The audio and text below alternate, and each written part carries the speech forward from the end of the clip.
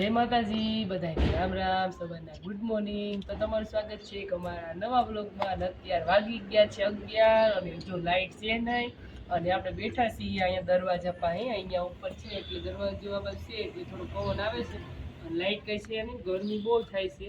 અને અમારા કામયાબેને જો આજ શું કર્યું કામયાબેન તમે? અત્યારે પેલા નાસ્તો ખાય છે, જો ભૂખ લાગી ગઈ નાસ્તો ખાય છે। અને કામયાબેને જો મસ્ત મજાના વાળ કટિંગ કર્યા છે। જો કોને કાપી દીધા? માસી પાર્લર વાળા બેન ને। પાર્લર વાળા માસી કે બેન? માસી। હા પાર્લર વાળા માસી એમ કે।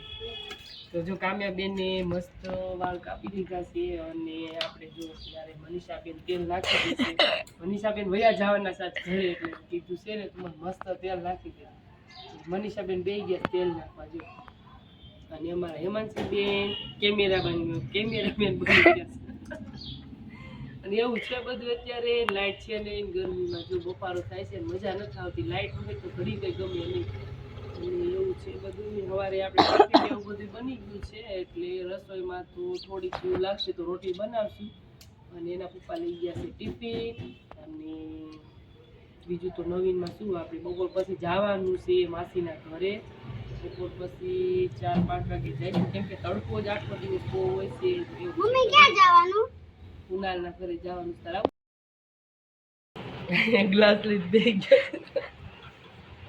હાલો આપણે આવ્યા છીએ જો પરભાને ઘરે, અમારા ભાભીને ઘરે આવ્યા છીએ। માસી ખબર કાઢવા આવ્યા હતા પણ માસી તો ગયા સમજાવવા એટલે અહીંયા ઘડી બેઠા છીએ, શરબત પી છીએ। હાલો બધા લીંબુ શરબત પીવાની। આજે મનીષાબેન ગ્લાસ લીધા, કાલે એક થોડાના ગ્લાસ લીધા। હેમાંશીનો છે એક માનો છે હેમાંશીનો હેમાંશી બ્લોગ બનાવે છે એટલે મારે તો પકડવો ગ્લાસ।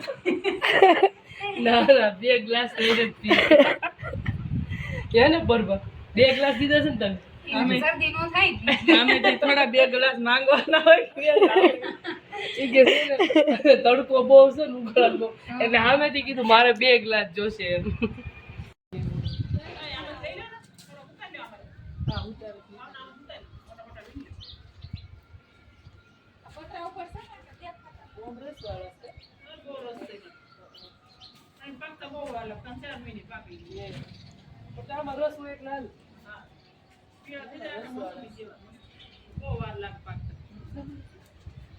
હા નામાં નાખી દો। એમને બાર નહીં આવ્યા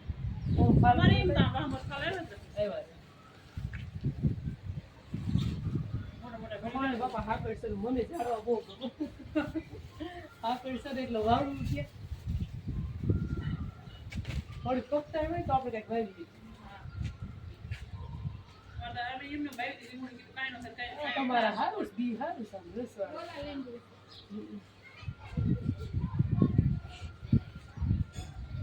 બોલો બોલી ગયું અમારા